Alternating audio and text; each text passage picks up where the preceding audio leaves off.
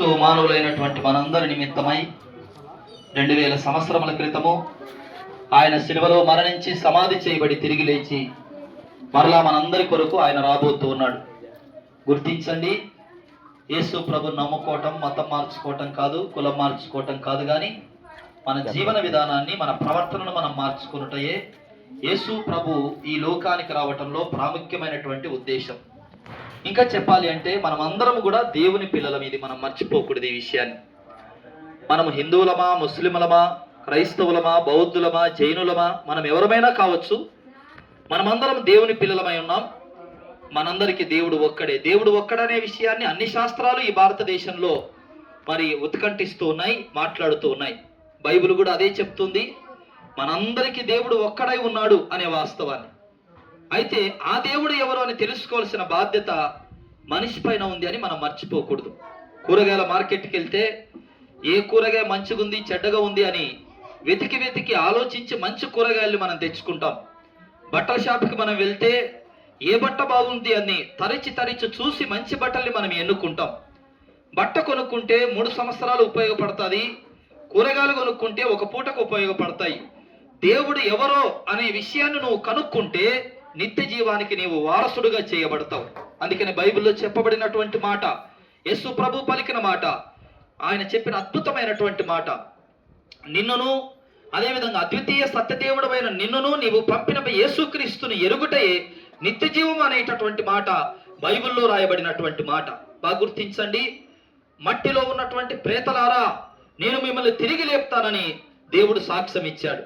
మనం అనుకుంటాం మానవ జీవితము ఇంతటితో ముగిసిపోతుంది, దీని తర్వాత ఏమీ లేదు అని. మట్టికి మట్టి, గాలికి గాలి అని ప్రపంచం మనల్ని మోసం చేస్తూ ఉంది. గుర్తించండి బాగా, మట్టికి మట్టి, గాలికి గాలి కాదు, కానీ మట్టికి మట్టి కలిసిపోవటం వాస్తవమే.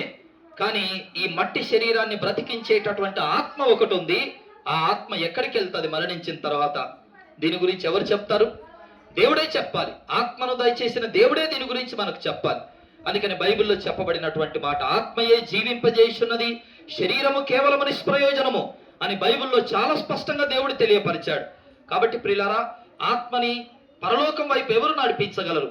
ఆత్మని ఎవరు శాశ్వతమైనటువంటి నిత్య జీవానికి నడిపించగలరు? దాన్ని కలగజేసినటువంటి దేవుడు మాత్రమే. అందుకని యేసు ప్రభు చెప్పాడు, నా మాట విని నన్ను పంపిన వాని యందు విశ్వాసం ఉంచువాడు నిత్య జీవం కలిగిన వాడు, వాడు తీర్పులోనికి రాక మరణములో నుంచి జీవములోనికి దాటి ఉన్నాడని మీతో నిశ్చయముగా చెప్పుచున్నానని యేసు ప్రభు చాలా స్పష్టంగా చెప్పాడు. కాబట్టి ప్రభువైన యేసుక్రీస్తుని స్వరక్షకునిగా అంగీకరించండి. ఎందుకంటే మన పాపముల కొరకు ఆయన మరణించి సమాధి చేయబడి తిరిగి లేచి మరలా మన కొరకు రాబోతున్నాడు. దీని విషయంలో మనం మోసపోకూడదు. ఈ ప్రపంచంలో దేని గురించి మోసపోయినా మనకు పెద్ద సమస్య లేదు, కానీ నిత్య జీవానికి వెళ్ళే విషయంలో ఒకవేళ మనం మోసపోతే తిరిగి మరలా వెనక్కి తిరిగి చేసుకొని సరి చేసుకోవటానికి అవకాశాలు మనకు లేవు. ఆ కారణం చేత మీరందరూ కూడా ప్రభువైన యేసుక్రీస్తును సురక్షకునిగా అంగీకరించి, దేవునిగా అంగీకరించి నిత్య జీవం కొరకు సిద్ధపడాలని ప్రభు పేరట మీకు మనవి చేస్తూ ఉన్నాం.